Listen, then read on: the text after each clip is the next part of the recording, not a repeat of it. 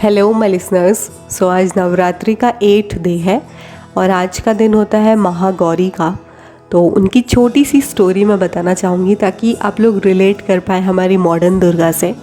तो जब शिव भगवान की सती ने अपना जीवन त्याग दिया था तो शिव भगवान बहुत ही डिप्रेशन में चले गए थे और उन्होंने दुनिया का मोह माया छोड़ के हिमालय पे वो तपस्या करने चले गए थे।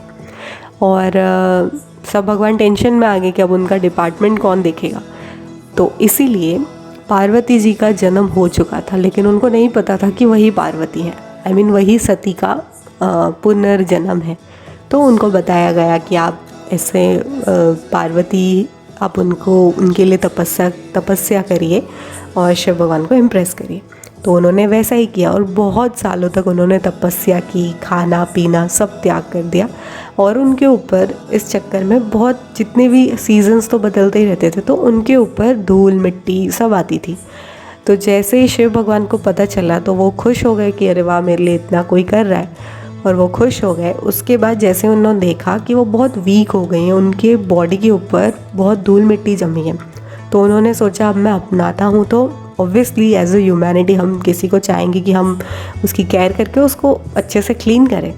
देन उन्होंने सोचा कि उनके माथे पे जो जटा है उससे उसका जो गंगा का पानी है उन्होंने उनके ऊपर अर्पण किया, और इस तरह से उनका पूरा रूप ही बदल गया और वो बहुत ही सुंदर लग रही थी, और इसीलिए उनका नाम हो गया महागौरी।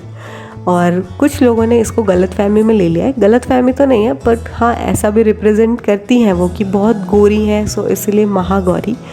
लेकिन उनकी जो सुंदरता है यहाँ पे अंदर की खूबसूरती से जोड़ा गया है कि वो केयरिंग है, वो दूसरों को केयर करती हैं, प्यार करती हैं। सो इस वजह से वो महागौरी यानी ब्यूटीफुल का रिप्रेजेंट कर रही हैं।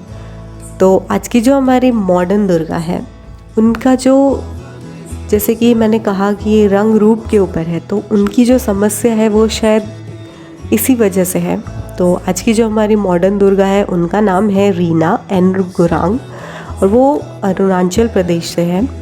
और जैसा कि हम सब इंडियंस की मेंटालिटी होती है कि जितने भी नॉर्थ ईस्ट के लोग होते हैं, असम के लोग होते हैं, जो भी होते हैं, हमें वहाँ घूमना पसंद है, लेकिन हम उन लोगों को ऐसे ट्रीट करते हैं कि वो है ही नहीं इंडियंस।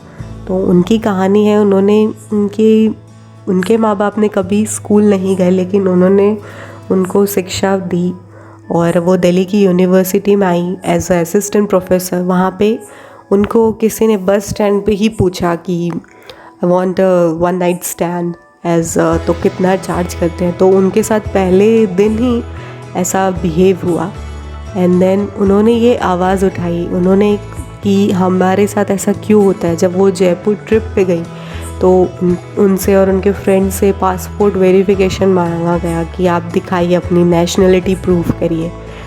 तो ये चीज़ हमें थोड़ी बदलनी चाहिए। शायद हम भूल जाते हैं कि वो इंडियंस हैं, और हमारे भी ऐसे कई दोस्त होंगे जिनको हम चिढ़ाते हैं मजाक मजाक में, चीनी ये वो, बट ये गलत है। तो है सब एक ही। और उन्होंने बहुत खूबसूरत पोएम लिखी थी कि मेरी इंडियन होने की बहुत दिली ख्वाहिश है, जबकि मैं इंडियन ही हूँ। अब मेरा ब्लड इंडियन है, मेरा बोन इंडियन है, मैं कैसे प्रूव करूँ कि मैं इंडियन हूँ। तो उन्होंने ये प्रोटेस्ट किया था, जबकि उन्होंने तब भी प्रोटेस्ट किया था जब 2016 में एक नीडू नाम की लड़की थी और उनका मर्डर किया गया, 20 साल की लड़की का, जस्ट बिकॉज वो वैसी नहीं दिखती। उनको बस ये प्रूव करना था कि वो यहाँ बिलोंग नहीं करती।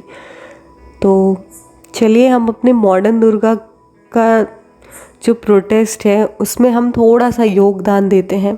हम किसी के भी रूप रंग पे नहीं जाते, हम सब एक हैं और सब मिट्टी में ही मिलने वाले हैं। तो क्यों ना मिट्टी के ऊपर प्यार से रह सके।